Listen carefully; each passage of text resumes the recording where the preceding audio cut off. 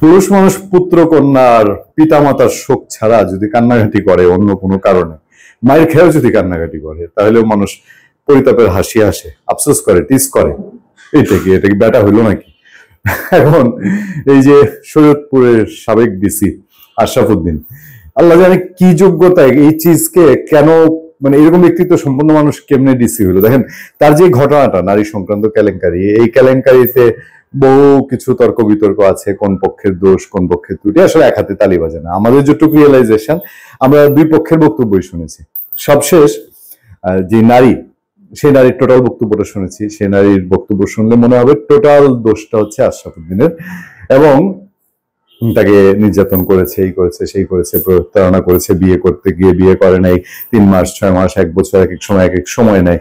এরকম শুনলে মনে হবে আশরাফুদ্দিনের চেয়ে ক্রিমিনাল আর কেউ নাই।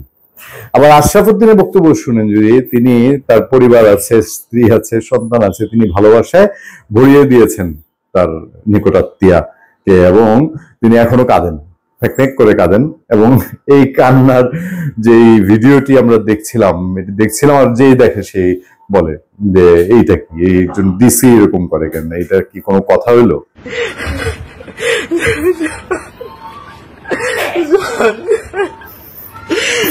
আর না শুনি, বাদ দেন, মানুষ এমনি হাসাহাসি করছে বেশি। আফসোস একটু, লোকের ক্যারিয়ারটা শেষ হয়ে গেল, একজন জেলা প্রশাসক হওয়ার পরে দ্বার খুলে যায়, তখন খালি শুনোই উন্নতি। এরকম সময়ে সে এই বলে না যে পৃথিবীতে পুরুষ মানুষ, পৃথিবীর সবচেয়ে বড় বড় যুদ্ধ হয়েছে নারী ঘটিত কারণে। আমার মাঝে মধ্যে প্রশ্ন করতে ইচ্ছা করে, ওই যে ইরান আর আমেরিকা লেগেছে এখন, এর পেছনে কি কোনো নারী আছে কিনা? তুলসী গার্ডের কথা একটু শুনে গিয়েছিল, কিন্তু ইন্টেনশন ওইরকম না। আচ্ছা, ওই পথে না যাই। ওই নারীর যেসব বক্তব্য আমরা দেখেছি, এর আগের কাহিনী আপনাদেরকে বলেছি, এবং দুজনে যে আপত্তিকর ভিডিও ছড়িয়ে পড়েছে, ভাইরাল হয়েছে, এটা কোনোভাবেই গ্রহণযোগ্য না। তো এই আশরাফুদ্দিনের অলরেডি তাকে ওএসডি করা হয়েছে, তাকে সৈয়দপুর থেকে প্রত্যাহার করা হয়েছে। সবশেষ খবর হলো এই ভদ্রলোককে এখন একটা তদন্ত কমিটি করা হয়েছে, যে তদন্ত কমিটি হয়তো তদন্ত করবে ঢাকা বিভাগীয় কমিশনার শরফুদ্দিন আহমদকে আহ্বায়ক করে গঠিত কমিটির সদস্য হলেন জনপ্রশাসন মন্ত্রণালয়ের যুগ্ম সচিব মোহাম্মদ নুরুল হক, মন্ত্রিপরিষদ বিভাগের একজন যুগ্ম সচিব, এই কমিটির সদস্য সচিবের কাজ করবেন। সোশ্যাল মিডিয়ায় ছড়িয়ে পড়া আপত্তিকর ভিডিও, ছবি ছড়িয়ে পড়ার পর আলোচনা সমালোচনা শুরু হয়। এর পরিপ্রেক্ষিতে ওই ডিসিকে ওএসডি করা হয়।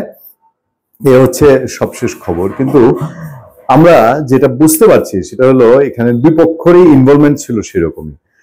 এখন ডিসির পক্ষ থেকে বা ডিসির, আমি এটাও দেখেছি, আমরা বলেছি এর আগে যে সৈয়দপুরে আইনজীবীদের সঙ্গে আমাদের একটা যোগাযোগ হয়েছে, সেখানেও দুই ভাগ হয়ে গেছে। আইনজীবীরা কেউ বলছেন যে ওই নারী লোভী, ওই নারী কোনো না কোনো ভাবে ডিসির কাছ থেকে পয়সা হাতিয়ে নিতে চেয়েছিলেন, এই জন্য যখন চূড়ান্ত ভাবে ডিসি বিয়ে করতে চেয়েছেন তখন বিয়ে থেকে বেঁকে বসে। কিন্তু আবার ওই নারীর যে অভিযোগ, এই নারীর অভিযোগ হচ্ছে টোটাল ফ্যামিলির ভেতরেই ডিসি একটা ক্রাইসিস ক্রিয়েট করেছিলেন, একটা তার ইমোশন সামলাতে না পেরে, এবং তিনি কিছুটা এডিকশনে জড়িয়ে পড়েছিলেন। এবং তার যে ভিডিও সবশেষ দেখা গেছে, এই ভিডিওতে একজন সুস্থ সবল জনপ্রশাসনের এরকম গুরুত্বপূর্ণ পদে থেকে একটা মানুষ কোনোভাবেই কি এই ধরনের অ্যাপিয়ারেন্স হতে পারে, এই ধরনের তাকে নিজেকে উপস্থাপন করতে পারে?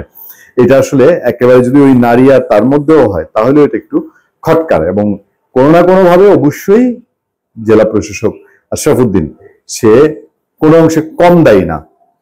ভালো থাকবেন, সুস্থ থাকবেন। আপনার সাথে আমি আতিক রহমান, পূর্ণিয়া।